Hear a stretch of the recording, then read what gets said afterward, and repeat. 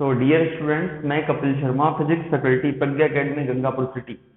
एक बार फिर से आप सबका हमारे ऑनलाइन यूट्यूब चैनल प्रज्ञा एकेडमी गंगापुर सिटी पर हार्दिक स्वागत करता हूं। हम लोगों ने लास्ट टाइम विस्कोसिटी पढ़ा था और विस्कोसिटी का ऑलमोस्ट पूरा का पूरा थ्योरेटिकल पोर्शन हम कंप्लीट कर चुके थे। अब उसमें कुछ न्यूमेरिकल्स और थोड़ा बहुत जो भी कंसेप्ट होंगे वो अपन सीखेंगे। तो अपन कुछ न्यूमेरिकल सॉल्व करते हैं जो आपके विस्कोसिटी से रिलेवेंट हैं। क्लियर? तो सबसे पहला न्यूमेरिकल करते हैं, अपन एक एग्जांपल लेते हैं किसका, ध्यान से देखना आप लोग।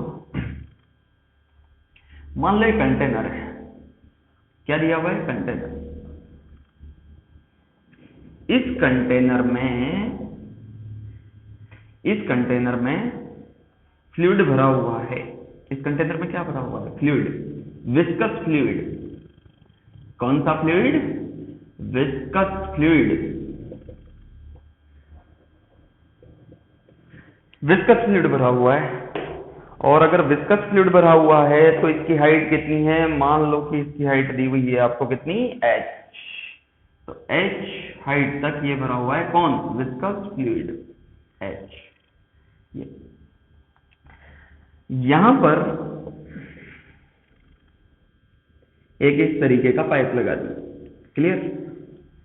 ठीक है, okay.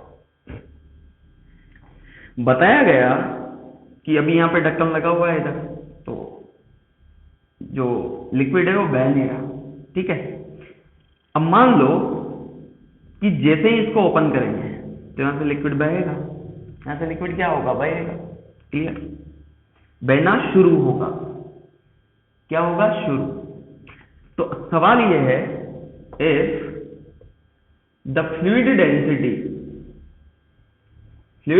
Density is rho, then find out the flow rate. Find out the flow rate of the fluid as the flow starts. जैसे ही फ्लो स्टार्ट होता है वैसे ही फ्लो रेट कितनी होगी कैलकुलेट करो। Also calculate the flow velocity. Also calculate the flow velocity given the cross sectional area या cross sectional radius of the pipe is r and length is l। Length कितनी है? l। इस pipe की length कितनी है? l। और इसका cross sectional area जो क्रॉस सेक्शनल जो रेडियस है वो कितनी दे रखी है? Small r। ये सॉल्व करना है आपको। बात समझ आ गया? फ्लूइड कौन सा है? Viscous fluid. फ्लूइड कौन सा है? Viscous fluid. ये फ्लूइड है वो विस्कस फ्लूइड है। Okay, so this is the question, you need to solve it. Okay, so from the given data it is obvious that we cannot apply the Bernoulli's equation. Why? Because Bernoulli's equation is applicable on the non-viscous and incompressible fluid, but here the fluid is incompressible, that is okay, but the fluid is viscous, so we cannot use the Bernoulli's equation. So how we can calculate? Okay, तो ऐसा सवाल जब अपन ने पहले किया था, याद है, यहाँ से फ्लो वेलोसिटी कैलकुलेट की थी एक होल से, तो कितनी आई थी? √2gh। तो बर्नौली से किया था, वहां पे फ्लूइड कैसा था? नॉन विस्कस, लेकिन यहाँ पे फ्लूइड कैसा है? विस्कस। अब देखो इस फ्लूइड को कैसे सॉल्व करेंगे, ध्यान से देखना। तो इसको सॉल्व करने के लिए आप पहले सवाल उतार लो और इसे नोट कर लो। अब इसका सॉल्यूशन मैं सॉल्व कर रहा हूं, आप लोग वहां पे जब सॉल्व करें, जब वीडियो देख रहे होंगे तो वीडियो को थोड़ी देर पॉज करें और सॉल्व करने की कोशिश करें। देखिए आपका दिमाग क्या कहता है, और फिर इस सॉल्यूशन को चेक करें। चलो, मान लो सर ये h हाइट पे और ये पाइप भी यहीं पे लगा हुआ है, बिल्कुल बॉटम पे लगा हुआ है, पाइप L है। बेटा मान लो यहाँ पे प्रेशर है P, P1, और यहाँ पे प्रेशर है P2। अच्छा, अब इस जगह पे जो प्रेशर है ना उसको कैसे लिखते हैं, ये स्टैटिक फ्लूइड है, तो यहाँ पे जो प्रेशर होगा वो कितना होगा, P1 बराबर P0 प्लस रो जी एच। क्यों लिखा मैंने ऐसा, फ्लूइड स्टैटिक्स से, क्योंकि यहाँ पे तो P0 लग रहा है ना, तो किसी भी हाइट h पर प्रेशर कैसे लिखा जाता है, P1 बराबर P0 प्लस रो जी एच। और P2 बराबर कितना है, P2 बराबर कितना है, P0। कैसे कैसे कैसे, बाहर से तो P2 ही लग रहा है ना, और P2 बराबर P0 ही तो होगा, एटमॉस्फेरिक प्रेशर के बराबर ही तो है। इसका मतलब इस पाइप के दोनों तरफ क्या आ गया, प्रेशर डिफरेंस। तो पाइप के दोनों तरफ जो प्रेशर डिफरेंस है वो कितना है, P1 माइनस P2, और P1 माइनस P2 की वैल्यू कितनी होगी रे, तो P1 तो ये रहा, P2 ये रहा, तो इसमें से इसको माइनस करोगे तो P0 से P0 कैंसिल हो जाएगा, बचेगा कितना, रो जी एच। तो जो प्रेशर डिफरेंस है वो कितना है, रो जी एच। अब यहाँ पर हम बर्नौली इक्वेशन नहीं लगा सकते, इस L लेंथ के पाइप के लिए जिस पर प्रेशर डिफरेंस कितना है, P1 माइनस P2, कितनी लेंथ है L, उसके लिए फ्लो रेट मैंने बताया था पाइजूली इक्वेशन। तो क्या लिखोगे, Q बराबर पाई आर की पावर 4 अपॉन 8 ईटा L, यहाँ पे कैपिटल L है, 8 eta L into P1 minus P2। क्या हमने ऐसा किया था, बिल्कुल ऐसा किया था। तो Q बराबर कितना, Q बराबर पाई आर की power 4 8 eta L, P1 minus P2 की जगह क्या आ जाएगा, रो जी एच। यहाँ पे आप चाहो तो Q को क्या लिख सकते हैं, A into B, A B, Q बराबर ए बी बराबर पाई आर की पावर 4 अपॉन 8 ईटा L बराबर rho G 8 eta L into rho जी एच। बेटा ए को क्या लिख सकते हैं, एरिया ऑफ क्रॉस सेक्शन होता है ना, तो ए की जगह pi r square into V बराबर पाई आर की power 4 upon 8 eta L rho जी एच। आर स्क्वायर से कितने टाइम्स, ये 2 बार, पाई से pi, what is V, V equal to आया आपके पास कितना, r square upon 8 eta L rho ji h. This is the answer of flow velocity and this one is the answer of flow rate. So this is the flow rate and this is the flow velocity. Clear, note करो इसे।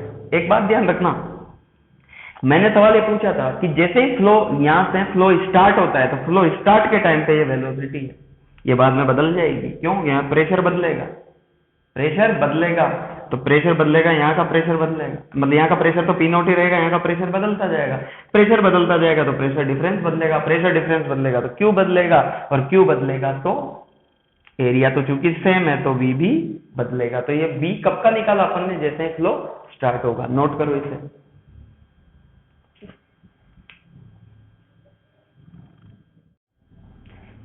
चलिए next सवाल करते हैं, example number 2। Example number 2, example number 2 है, वो क्या है, ध्यान से सुनो। मान लो कि आपको एक नदी दे रखी है, दिस इज रिवर बेड। ये क्या है, रिवर बेड, तल, bottom, bottom of the river, अंग्रेजी में बोल दिया उसे, रिवर बेड। और इसमें नदी बह रही है, और नदी की जो ऊंचाई दे रखी ना, वो दे रखी है 5 मीटर। How much, 5 metre. और बोला गया है ये कितनी विड्थ की है नदी, 5 metre. Remember this, the width of the river is 5 metre. एक एक डेटा नोट करते जाओ आप लोग, ये 5 मीटर है। बोला गया कि the top most surface is moving with 5 metre per second. क्या बोला गया, the top most layer is moving with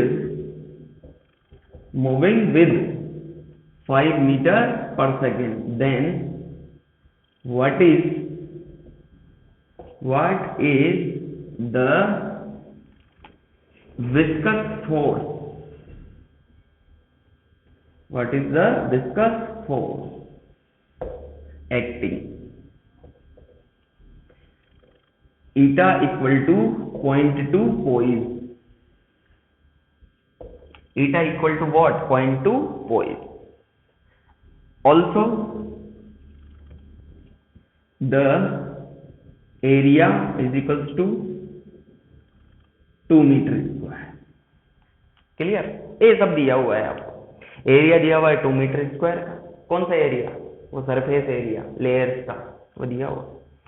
और उसके बाद ईटा बराबर विस्कोसिटी दे रखी है 0.2 पोइज 5 मीटर पर सेकेंड, ये टॉप मोस्ट इसकी दे रखी है। अब देखो सवाल करने का तरीका, इसका सॉल्यूशन क्या करोगे आप लोग? इस वीडियो को, ये सवाल लिखते हैं, वीडियो को पॉज करना, अभी सॉल्यूशन मत देखना, खुद से करना, क्या आंसर निकालते हो देखना, फिर उसके बाद अपना आंसर मैच कर लेना। चलो सॉल्यूशन जब अपन करेंगे तो सबसे पहले देखो कि हमारा जो विस्कस फोर्स होता है ना एफ वी, वो क्या होता है? ईटा ए डीवी बाई डी वाई, यही था ना। आप बोलोगे सर यहाँ माइनस आ गया, माइनस तो अपोजिशन को दिखा रहा है, वो तो जग जाहिर चीज है। तो एफ वी बराबर माइनस ईटा ए डीवी अपॉन डी वाई। अब सबसे पहले ये जो डीवी अपॉन डी वाई ये क्या है? The change in velocity with respect to Y. अब यहाँ पे बेटा इसको, इस फॉर्मूले को अपन ऐसे भी तो लिख सकते हैं ना, ध्यान से समझना। Minus eta A delta V upon delta Y. भाई अगर बहुत छोटी डिस्टेंस है तब तो डी वाई, और थोड़ी ज्यादा है तो डेल्टा वाई। ऐसा तो अपन ने कई बार किया है।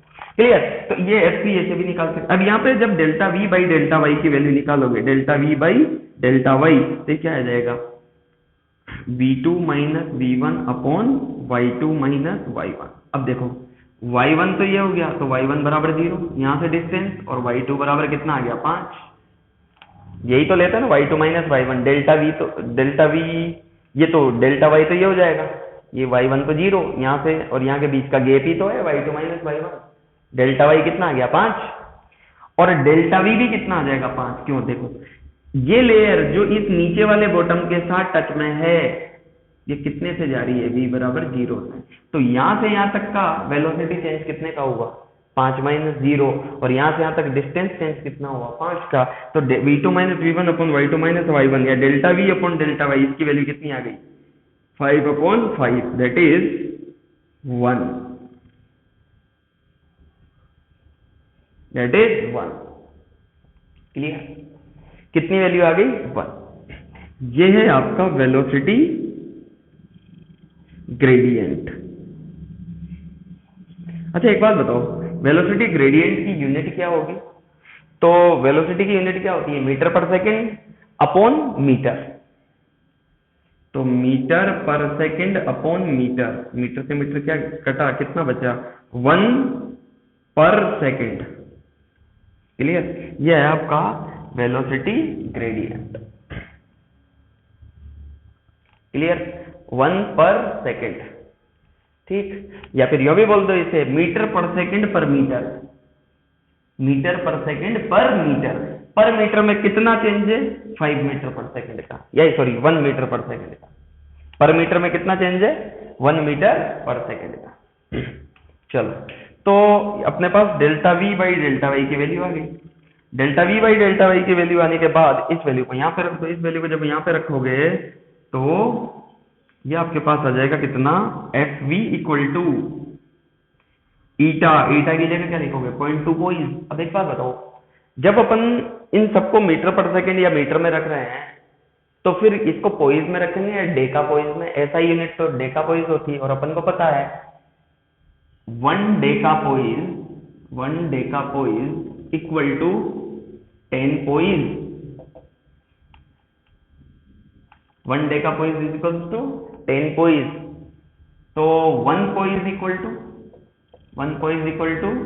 1 अपॉन 10 डेका पोइज। और अपने को कितने में लेना है? 0.2 पोइज में। तो 0.2 पोइज इक्वल टू 1/10 इंटू 0.2। तो कितना आया ये आ जाएगा आपके पास 0.02। कितना जाएगा? 0.02 डेका पोइज। डीपी लिख रहा हूं मैं इसे, डेका पोइज। तो इस वैल्यू को आप पोइज में नहीं रखोगे, इस वैल्यू को किस में रखोगे? डेका पोइज। क्योंकि हर एक चीज को आप किस में ले रहे हो? हर एक चीज को आप ले रहे हो, हर एक यूनिट को आप किस में ले रहे हो? ऐसा ही में। तो एफ सी बराबर कितना आ गया? ईटा। ईटा की जगह कितना आ जाएगा? 0.02, दैट इज 0.02। एरिया की जगह क्या आ जाएगा? 2 मीटर स्क्वायर। तो 2, और delta V upon delta Y की वैल्यू कितनी आई? 1, दैट इज 1। ये आंसर जो आएगा वो कितना आ जाएगा न्यूटन में। And F V force of viscous से कितना आया 2 इंटू 0.02 कितना हो जाएगा 0.04, तो आ जाएगा 0.04 Newton. This is the answer of this question. Note कर लो इसे कैसे निकालना है। हमेशा एक बात ध्यान रखो, जहां पे भी आपको वेलोसिटी का डिफरेंस नजर आ जाए ना, तो समझो आपका ग्रेडियंट निकल गया। ये भाई 5 मीटर देने का मतलब उसने आपको डेल्टा वाई दे रखा है ना, और ऊपर की वेलोसिटी देने का मतलब नीचे की तो 0 ही, क्योंकि अपन को पता है ना जो सरफेस किसी सॉलिड के टच में होती है उसकी स्पीड वही होती है जो सॉलिड की होती है। ये कंसेप्ट यूज करना, और बाकी ये फॉर्मूला। ठीक है, माइनस का मतलब अपोज कर रहा है, तो यहाँ भी चाहो तो माइनस लगा दो, नहीं चाहो तो मत लगाओ, क्योंकि माइनस किसको बता रहा है डायरेक्शन को, वो अपोज कर रहा है। नोट करो इसे।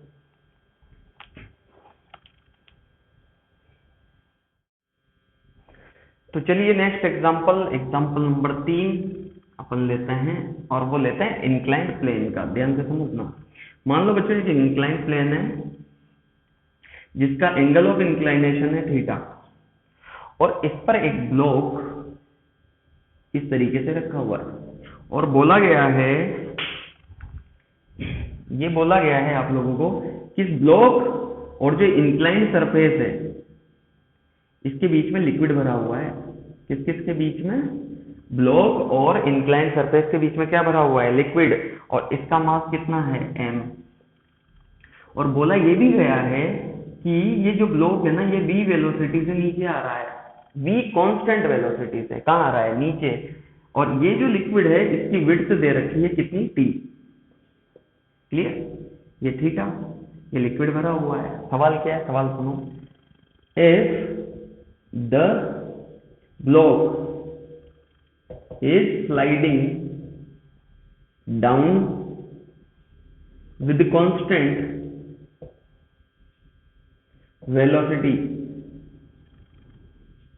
v, sliding down with constant velocity v, then find the value of v in terms of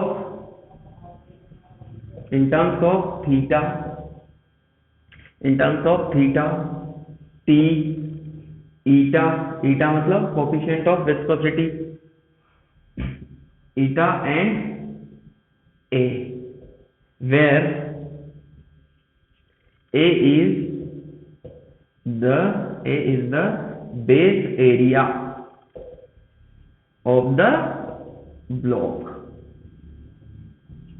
base area of the block. ये सवाल है, ये सवाल आपको दिया, निकालो किससे।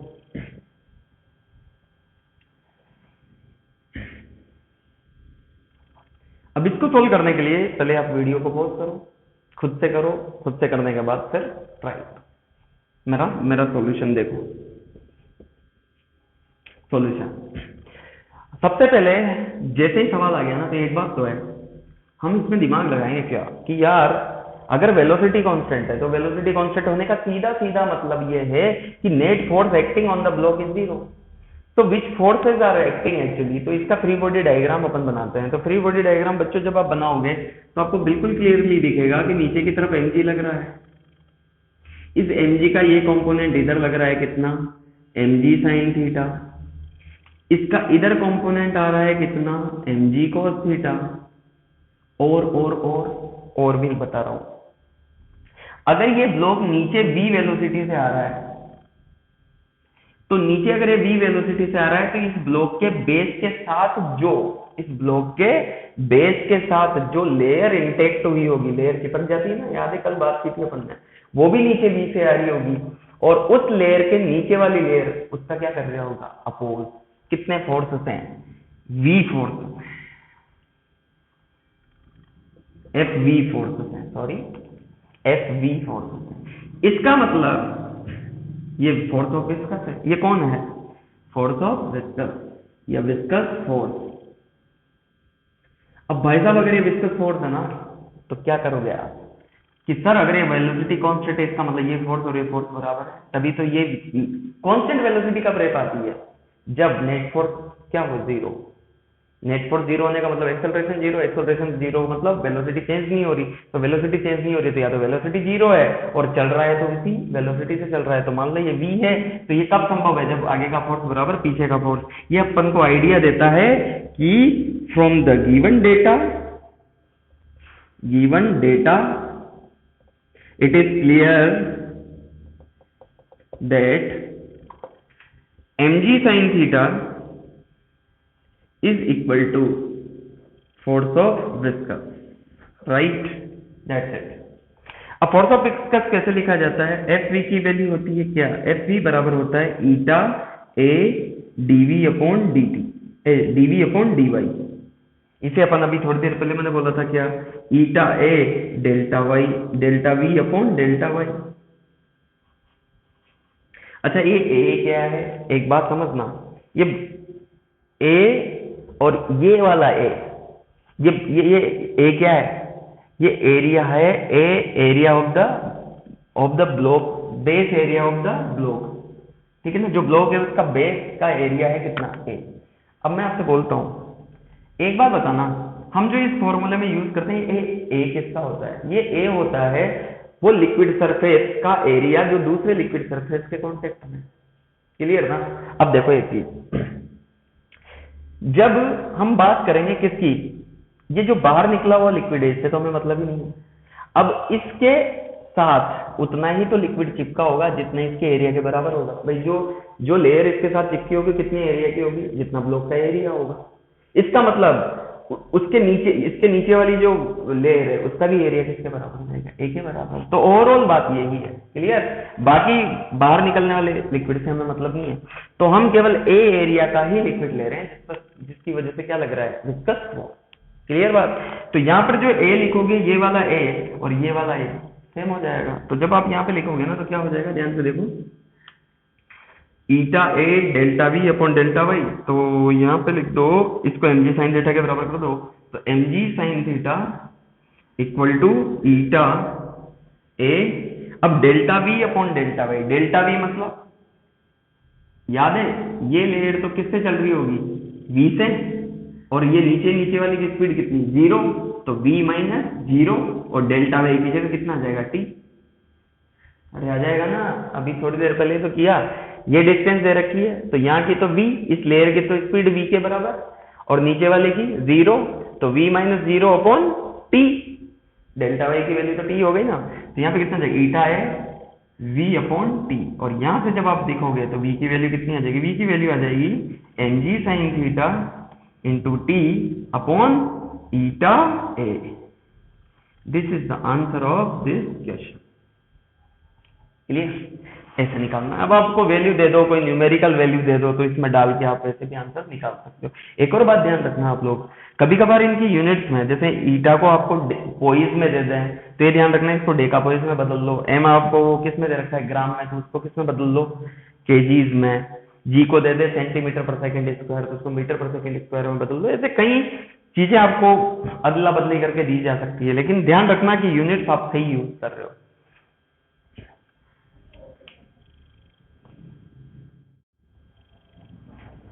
चलिए सर अगला क्वेश्चन करते हैं, एग्जाम्पल नंबर 4। मान लें कंटेनर है और इस कंटेनर में सिलेंड्रिकल कंटेनर है कुछ,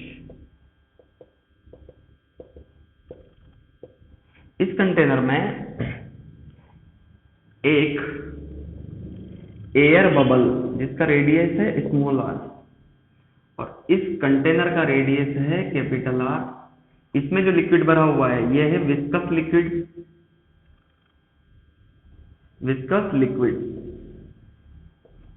इसकी डेंसिटी है कितनी, रो, ये सब दिया हुआ है, विस्कस लिक्विड है और इसकी विस्कोसिटी दे रखी है ईटा। आपको बताना है if the air bubble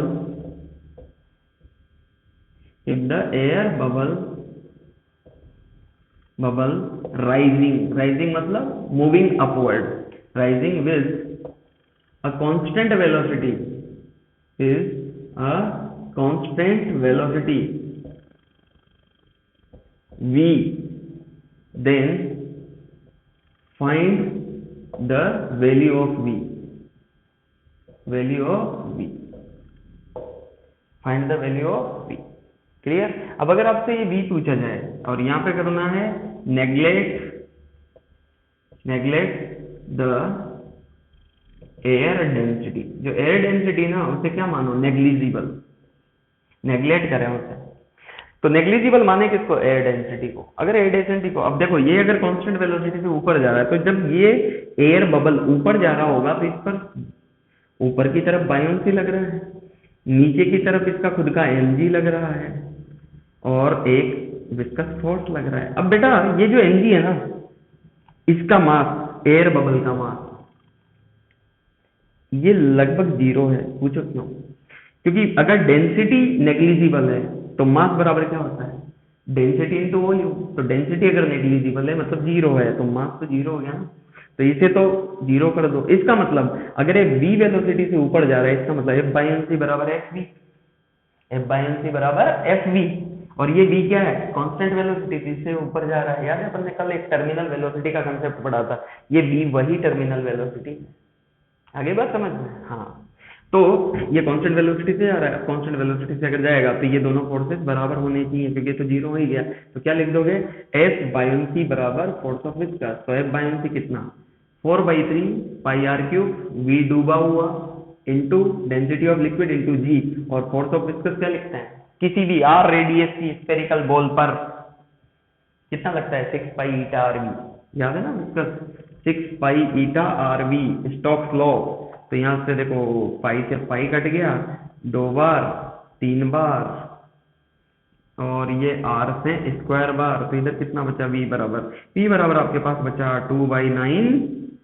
2/9 rho L R square G upon eta. This is the answer of this question. ठीक है। और सर कल किया था उस फॉर्मूले को लगाएं, तो एक सॉल्यूशन नंबर 2 ये भी हो सकता है। देखो ध्यान से, ये सॉल्यूशन 1 और ये सॉल्यूशन नंबर 2। कल वाला फॉर्मूला v टर्मिनल क्या था, 2/9 R square G rho ball, कल वाला या परसों वाला जो भी था, rho ball minus rho L upon eta. यहां पर किसकी डेंसिटी को नेग्लेक्ट करना है, बॉल की डेंसिटी को। बॉल एयर की तो है, इसके अंदर जो हवा भरी है उसे ही तो नेग्लिजिबल मानना है। तो रो बॉल कितना मान लिया, 0। तो यहाँ पे कितना आ जाएगा, वीटी बराबर 2/9 R square G minus rho L upon eta. बेटा यहाँ पे माइनस किस बात को बता रहा है, याद है बॉल को अपन ने नीचे आता हुआ माना था। यहाँ पर ये माइनस इस बात को बता रहा है कि जो टर्मिनल वेलोसिटी ना, ये नीचे नहीं है, ये कहाँ पर है, ऊपर। Clear? Okay, this is the answer.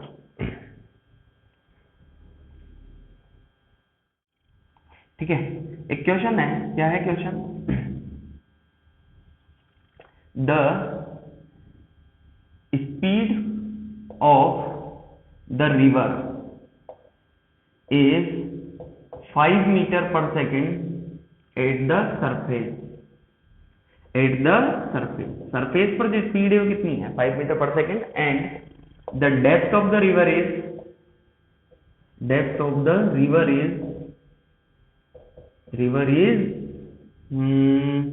5 metre. Depth of the river is 5 meter.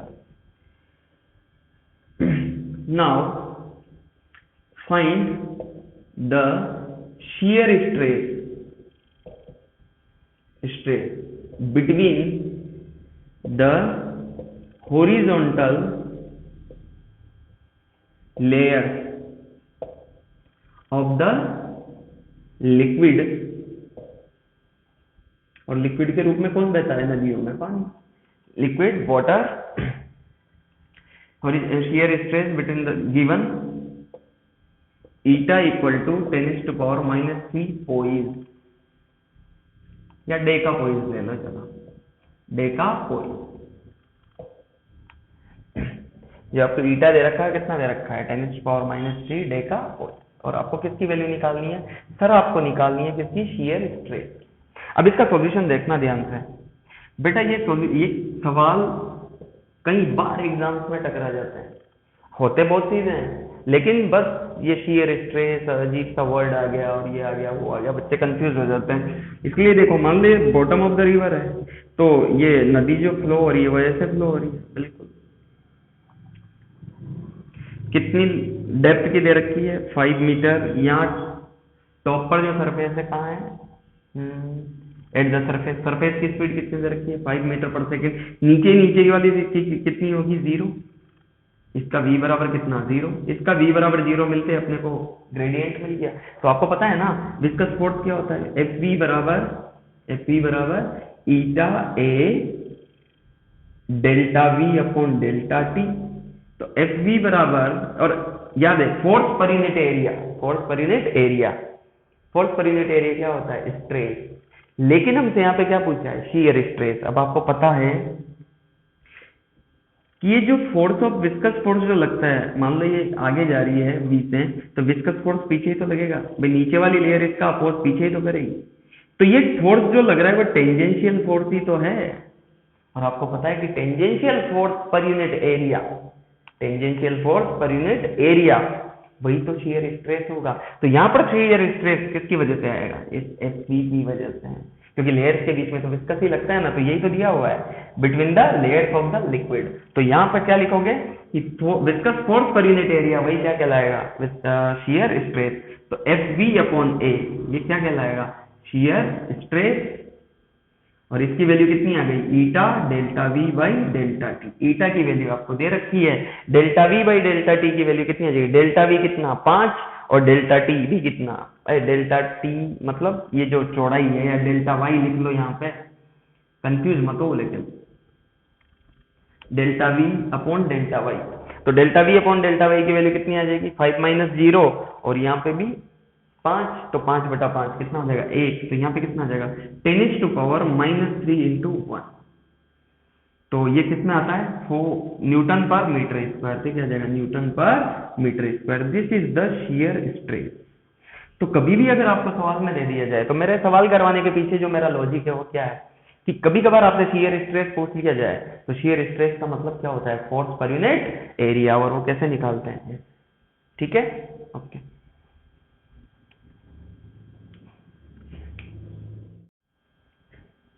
चलिए अगला सवाल करते हैं। अगला क्वेश्चन, और अगला क्वेश्चन जो बेस्ड है वो किस पर बेस्ड है, वो बेस्ड है रोटेशन पर। तो एक रोटेशन वाला सवाल भी अपन कर लेते हैं जो भी है।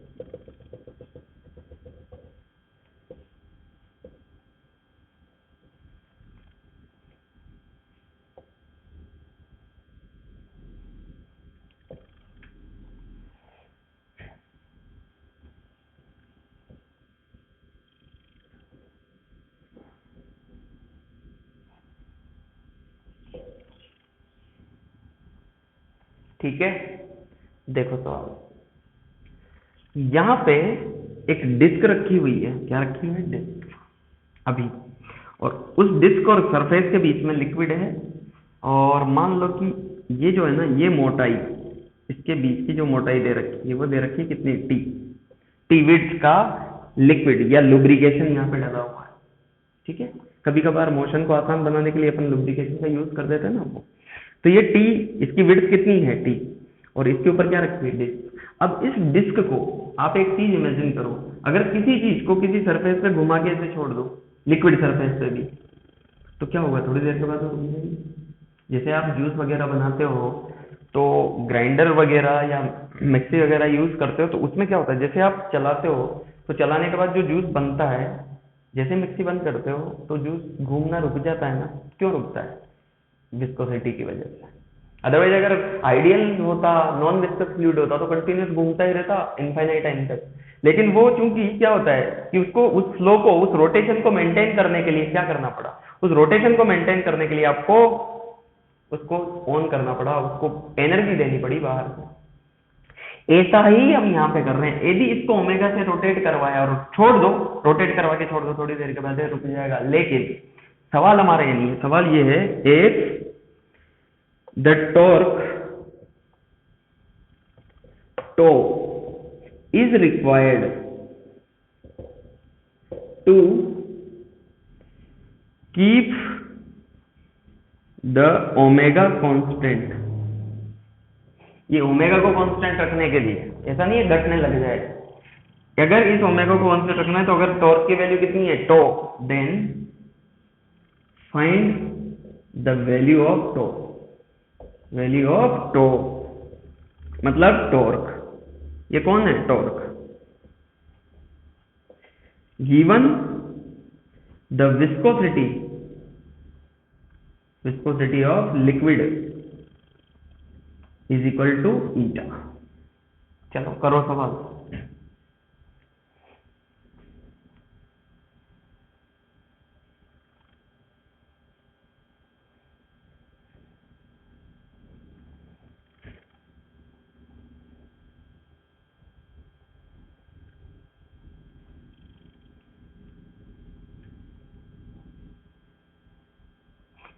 अब इस सवाल को करने के लिए,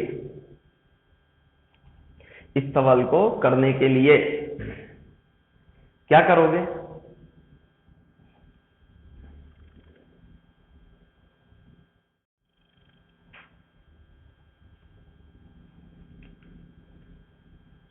अब इस सवाल को करने के लिए क्या करेंगे अपन? इस सवाल को करने के लिए सबसे पहले देखो एक बात समझना, हमें इस सवाल को करने के लिए सबसे पहले इंटीग्रेशन वगैरह का यूज करना पड़ेगा। उसका रीजन है क्यों, ये दिमाग में आनी चाहिए। हमारा जो फोर्स ऑफ डिस्कस होता है ना, तो फोर्स अगर होगा तो टॉर्क होगा। भाई फोर्स से अपन टॉर्क निकालते हैं, फोर्स इनटू परपेंडिकुलर डिस्टेंस हो क्या आता है, टॉर्क। तो अगर मैं यहां पे डिस्क बनाऊं, ये डिस्क ऐसे,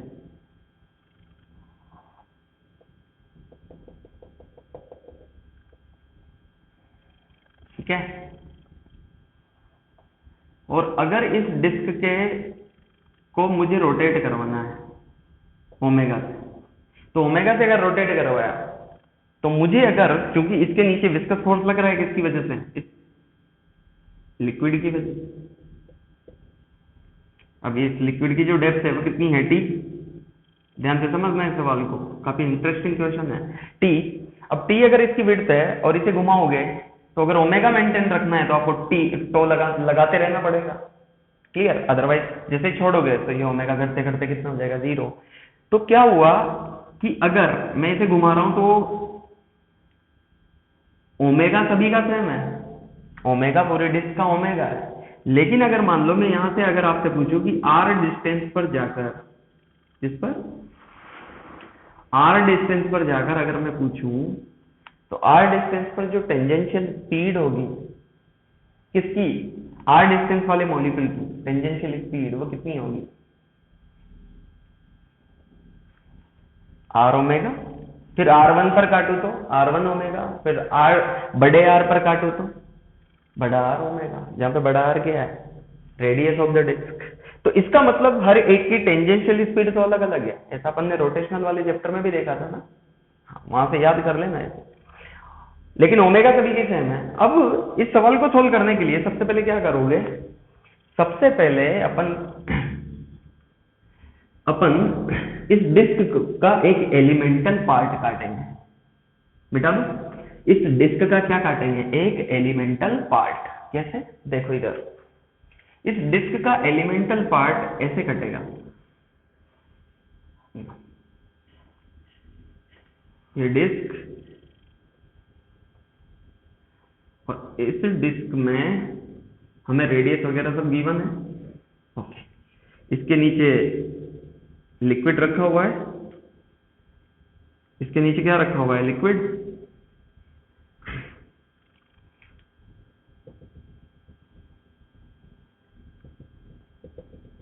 इसके नीचे लिक्विड रखा हुआ है।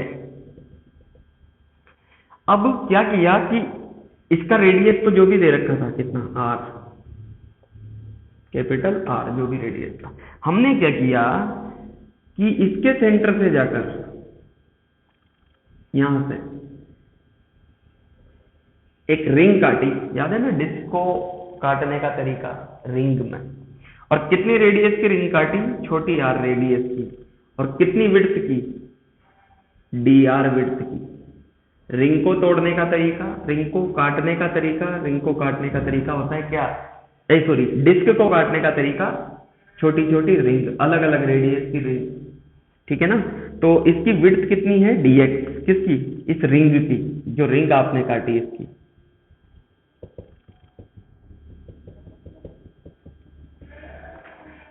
तो मैं इसका डायग्राम बाहर बना रहा हूं। ये जो रिंग काटी इसका,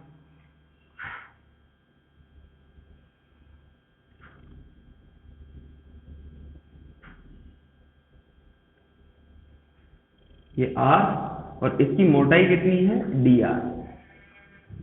क्लियर? तो इस रिंग का एरिया कितना हो जाएगा? a बराबर हो जाएगा 2 पाई r इंटू डी आर।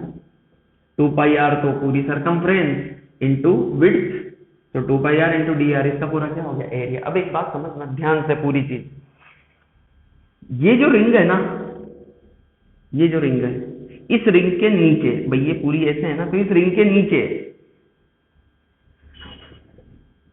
ये टी है और ये सरफेस है, ये नीचे वाली सरफेस, ठीक है? तो ये जो रिंग है, इस रिंग के साथ साथ, इस रिंग के नीचे, इसके साथ साथ लिक्विड की एक लेयर इसके साथ चिपक गई होगी। किसके साथ? इस रिंग जो अपन ने काटी, इसके साथ इतनी ही एरिया की ये लिक्विड, इतने ही एरिया का लिक्विड इसके साथ चिपक गया होगा। और कितने से घूम रहा होगा? जिससे ये रिंग घूम रही होगी। अब ये रिंग कितनी वेलोसिटी से? टेंजेंशियल वेलोसिटी कितनी है? तो इसकी टेंजेंशियल वेलोसिटी कितनी होगी? r इंटू ओमेगा, v बराबर r ओमेगा, जहां पे r इसकी इस एक्सिस से डिस्टेंस, सेंटर से डिस्टेंस। क्लियर? और इससे जो चिपकी हुई है कौन? ये नीचे वाली लेयर, ये भी इसी से घूम रही होगी। क्लियर? तो इसके साथ चिपकी हुई है वो तो कितने से घूम रही है? r ओमेगा से। तो यहाँ की तो वेलोसिटी आ गई r ओमेगा, और सबसे बॉटम वाले की कितनी है? 0। तो बॉटम वाले की कितनी है? 0। तो आपको फोर्स, अगर मुझे फोर्स पता चल जाए तो टॉर्क भी पता चल जाएगा। तो विस्कस फोर्स जो आएगा वो dF मान लो इस एलिमेंटल पार्ट पर। The viscous force due to the elemental ring कितना आएगा? dF, और dF बराबर कितना आ जाएगा? Eta a dv upon dy, और dy तो बेटा ये t के बराबर ही है ना भाई। मैं नीचे यहां से और यहां तक का ले लो ना पूरा, तो इस रिंग के नीचे भी तो इतना ही है, मोटाई तो उतनी ही रहेगी भाई। ये जो रिंग है, ये आपने जो काटी, इसके नीचे लिक्विड की मोटाई तो उतनी है ना। तो ग्रेडियंट अपन यहां से यहां तक का ले लें, यहां से और इसके चिपकने वाले तक का पूरा। तो यहां से यहां तक का लोगे तो dv बाई dy की वैल्यू कितनी आ जाएगी? r ओमेगा अपॉन dy की वैल्यू t। तो जो dv बाई dy है उसे क्या लिख दोगे? ईटा a, और dv की वैल्यू यहाँ की तो r ओमेगा, और सबसे नीचे वाले की 0, क्योंकि नीचे वाली सरफेस के साथ ही तो सबसे नीचे वाली लेयर है ना। तो इसका जो ग्रेडियंट आएगा, वेलोसिटी ग्रेडियंट, वो कितना आ जाएगा? r ओमेगा और नीचे वाले का 0। तो वेलोसिटी ग्रेडियंट कितना आ जाएगा देखना, r omega divide by dy की वैल्यू t पूरी, तो r ओमेगा बाई t। अच्छा, कॉन्टेक्ट एरिया कितना है? क्योंकि हम df निकाल रहे हैं रिंग के लिए, तो इसका कॉन्टेक्ट एरिया, नीचे जो कॉन्टेक्ट एरिया है वो उतना ही तो होगा भाई। जो लेयर चिपकी होगी लिक्विड की, वो कितनी चिपकी होगी? जितना इस रिंग का एरिया है। क्लियर? और वो जो चिपकी हुई लेयर है उसके नीचे वाली तो वो विस्कस फोर्स लगा रही है, तो उसके नीचे वाली भी कितना विस्कस फोर्स लगा रही होगी? तो इतने एरिया पे तो लगा रही होगी। तो ये एरिया किसके बराबर है? इस रिंग के बराबर ही है। क्लियर? तो ध्यान से देखो, ईटा एक ही जगह क्या लिखोगे, 2 pi R D R into R omega T. ठीक है जी, ओके, ये हुई बात। अब ये तो निकला अपना डीएफ, हमें फोर्स निकालना है या टॉर्क निकालना है? टॉर्क। तो टॉर्क कैसे निकालोगे? तो टॉर्क निकालने के लिए क्या करेंगे अपन, टॉर्क निकालने के लिए डी टॉ, छोटा सा जो टॉर्क लगेगा कितना लगेगा, df इंटू परपेंडिकुलर डिस्टेंस। देखो ये फोर्स और परपेंडिकुलर डिस्टेंस किसके बराबर है, r। तो df इंटू आर, तो डी टो बराबर df into R, df v लिख लो इसे। तो df v इंटू आर, फिर इसका क्या कर दो, इंटीग्रेशन। तो टो बराबर इंटीग्रेट कर दो, df की वैल्यू क्या लिखोगे, eta 2 pi R D R R omega into T into R. पहले df की जगह लिखते हैं, तो df v लिख ला ना अभी। तो df v की जगह क्या लिखोगे, 2 pi eta R square, 2 pi eta R square into omega into D R upon T into ये आर। तो यहाँ पे आर स्क्वायर की जगह क्या आ जाएगा, आर क्यूब। सही है ना? df को जब इस r से मल्टीप्लाई करोगे तो यहाँ r क्यूब हो जाएगा। ओके, जो कांस्टेंट है उनको बाहर ले लो, बाकी सबका क्या कर दो, इंटीग्रेशन। बाकी सबका जब इंटीग्रेट करोगे ना बेटा, तो इंटीग्रेशन की लिमिट कहां से कहां तक लगाओगे, तो ये जो रिंग काटी हो कहां से कहां तक काट सकते हो, 0 से और कैपिटल R तक। तो क्या आ जाएगा, जो कांस्टेंट है उसको बाहर ले लो, 2 pi eta upon T into omega. Omega तो कांस्टेंट ही है, क्योंकि ओमेगा तो मेंटेन ही रखना था ना, कांस्टेंट है, into integration R cube D R, कहां से कहां तक, तो 0 से कैपिटल R तक। तो 0 से कैपिटल R तक। This is the answer of your question. आप इसे पूरा सॉल्व करो तो कर सकते हो। टो बराबर 2 pi eta omega upon T into R की पावर 4 अपॉन 4, और यहाँ पे कितना आ जाएगा, 0 से R तक। जब आप इसे सोल्व करोगे तो लिमिट रखोगे तो आंसर कितना आएगा, 2 pi eta omega by T into R की पावर 4 अपॉन 4।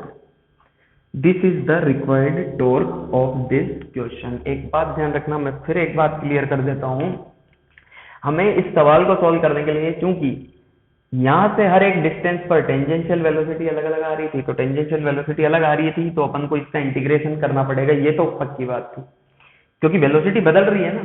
अच्छा, तो सर हमने एक रिंग काट ली, डिस्क को काटने का तरीका, रिंग कितने की, आर पर जाकर डी आर विड्थ, आर पर जाकर डी आर विड्थ की, तो एरिया कितना, 2 पाई आर डी आर। अब देखो इस फॉर्मूले में अगर किसी को कंफ्यूजन हो तो मैं फिर एक बार बता रहा हूँ, ईटा की जगह ईटा आ गया, ए की जगह क्या लिखोगे, 2 पाई आर डी आर। क्यों लिखा सर उसकी जगह, तो विस्कस फोर्स में तो जब लिक्विड्स के बीच में लग रहा है, तो ये तो आपने डिस्क का एरिया लिख दिया यहाँ पे, तो डिस्क का एरिया इसलिए, सॉरी उस रिंग का एरिया लिख दिया जहाँ पे फोर्स लग रहा था, क्योंकि अब अपन डीएफ निकाल रहे हैं ना, तो डीएफ तो केवल इस पे लगेगा ना, रिंग पे।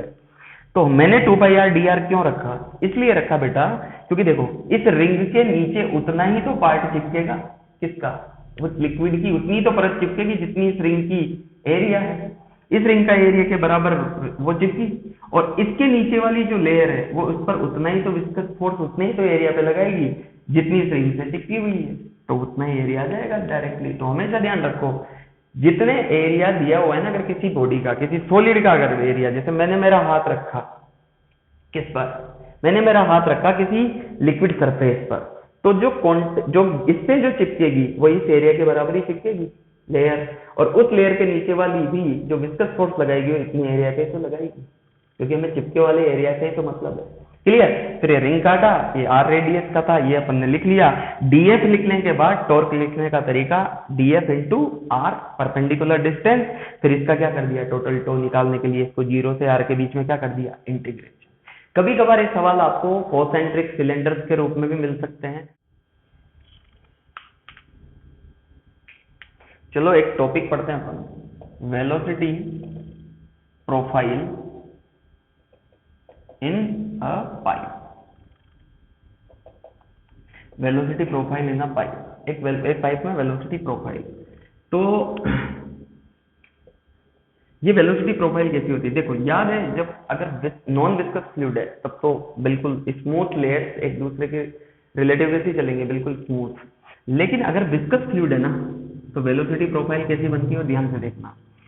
लिक्विड इसमें लेयर्स के रूप में चलेगा, फ्लो लेमिनारी होगा, अभी भी फ्लो लेमिनारी होगा, टर्बुलेंट नहीं होगा। मैं उस दिन भी बात की थी जिस दिन आपको प्रीवियस लेक्चर पढ़ाया था। तो इसमें लेमिनार फ्लो है, लेकिन कुछ लेमिनार फ्लो है, लेकिन क्या सारी की सारी लेयर सेम स्पीड से चलेगी? अलग अलग। जो लेयर इस ऊपर वाले के टच में है उसकी स्पीड 0, जो नीचे वाले के टच में है उसकी स्पीड 0। इसका मतलब यदि मैं वेलोसिटी प्रोफाइल बनाऊं किसकी? लेयर्स की, तो देखो कैसी होगी, यहाँ पे 0, फिर इससे जस्ट नीचे वाले की वेलोसिटी बढ़ेगी और बढ़ेगी और बढ़ेगी और बढ़ेगी, और सेंटर वाले की होगी मैक्सिमम। क्या बोला मैंने? सेंटर वाले की मैक्स, फिर सेंटर से वापस घटेगी घटेगी घटेगी, क्लियर, और वापस यहाँ पे और घटेगी, और यहाँ पे अगेन कितनी हो जाएगी? 0। तो वेलोसिटी जो प्रोफाइल है ना इस पाइप में, ये वेलोसिटी प्रोफाइल कुछ इस तरीके की होती है, ठीक है ना। मैं यहाँ तक बना देता हूँ वेलोसिटी प्रोफाइल, और ये एक पैराबोलॉइड बनता है। क्या बनता है? पैराबोला। और पैराबोला चूंकि ये 3D में पूरा पाइप है, तो ये जो शेप बना ना इसे बोला जाता है पैराबोलॉइड। याद है ना पैराबोलॉइड? अपन एक बार पहले भी बात की थी, एक कंटेनर को रोटेट कर दो तो लिक्विड सरफेस है कैसा शेप ले लेती है? पैराबोलॉइड, वॉल्यूम बना लेती है ना वो। तो पैराबोलॉइड, अगर किसी पैराबोला को रोटेट कर दो तो पैराबोलॉइड टाइप। तो ये जो लिक्विड जो ये वेलोसिटी है, ये वेलोसिटी की जो प्रोफाइल होती है कैसी होती है? Parabola type. अब सबसे हाईएस्ट स्पीड किसकी है? इस सेंटर वाले, क्लियर। अब हमसे पूछा जा सकता है कि अगर मान लो कि यहाँ का प्रेशर P1 और यहाँ का प्रेशर P2, क्लियर, तो इधर से इधर अगर लिक्विड जा रहा है तो आपसे पूछा जाए कि अगर मान लो कि यहां से स्मॉल r डिस्टेंस पर, किस पर? स्मॉल r डिस्टेंस पर, मान लो इस पाइप की रेडियस है कैपिटल R, आपसे पूछा जाए कि r डिस्टेंस पर वेलोसिटी क्या होगी, मतलब इस r डिस्टेंस वाली लेयर की स्पीड क्या होगी?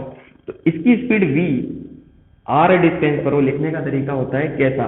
ध्यान से सुनना, डेल्टा P r² अपॉन 4 ईटा, और मान लो इसकी लेंथ दे रखी है कितनी? L into 1 minus r² upon capital R। जहां पर जो स्पीड है ना बेटा, ये स्पीड है सेंट्रल लेयर। यूं समझो, सेंट्रल लेयर की स्पीड कितनी होती है? ये, और ये कैसी होती है? मैक्सिमम। तो इसको कभी कभार ऐसे भी लिख देते हैं, कैसे हैं? VR बराबर Vmax, ये Vmax की वैल्यू है, Vmax 1 minus r² upon R distance है, जहां पर डेल्टा P इन दोनों के बीच का प्रेशर डिफरेंस, इन दोनों के बीच का प्रेशर डिफरेंस, इसे लोकल वेलोसिटी भी बोला जाता है। अब देखो यहाँ पे जो वेलोसिटी है वो v is directly proportional to r², किसका एक्सप्रेशन है? पैराबोला का। ये एडवांस के हिसाब से काफी यूज में आ सकता है, वैसे अपने नीट और जेईई मेंस के सिलेबस में नहीं है। एकाध एक बार सवाल पूछ लिया गया हो तो उस हिसाब से अपन इसे बताते हैं। तो आप ये देखना कि velocity profile in a pipe viscous fluid के लिए वो कैसी होती है? पैराबोलॉइड, मतलब पैराबोला शेप की, और स्पीड ऐसे दी जाती है। कभी कभार इसे ऐसे भी लिख दिया जाता है, कैसे? ध्यान से सुनना, VR बराबर 1/4 ईटा dP/dx into r², 1 minus r² upon r²। यहाँ पे जो dP/dr है ना, dP/dx ऐसे लिखो इसे, dP/dx। तो dx का मतलब है हम इसे x एक्सिस मान रहे हैं और इसे r एक्सिस, r मतलब ऊपर जा रहे हैं रेडियस की तरफ, r की मैक्सिमम वैल्यू कितनी हो सकती है? बड़े R के बराबर, और x मतलब अपन फ्लो की तरफ जा रहे हैं। तो dP/dx है ना, dP/dx इसी में बोल सकते हो variation of pressure with respect to x। तो अलोंग दी फ्लो dP/dx कैसा होगा? नेगेटिव। क्यों? क्योंकि इधर x बढ़ रहा है लेकिन प्रेशर घट रहा है, क्योंकि P1 is greater than P2, तभी तो फ्लो इधर मान रहे हैं ना अपन। तो अलोंग दी फ्लो प्रेशर कैसा होगा? प्रेशर चेंज कैसा होगा? नेगेटिव। तो dP/dx की वैल्यू अलोंग द फ्लो कैसी आती है? नेगेटिव। इसलिए कभी कभार यहाँ पे माइनस साइन भी ले लिया जाता है, तो ये velocity profile in a pipe है और इसी से फिर पाइजली इक्वेशन वगैरह लिखी जाती है। तो आप इसे बस नोट करना और ये ध्यान होना चाहिए आप लोगों को, क्लियर। यहाँ पे डेल्टा पी क्या है, प्रेशर, और इसे ऐसे भी लिख देते हैं, ये मैक्सिमम वेलोसिटी ये वाली, ठीक है। बाकी न्यूमेरिकल्स आप लोग इसके सोल्व करो, ये पूरा अपना विस्कोसिटी वाला पार्ट। Thank you.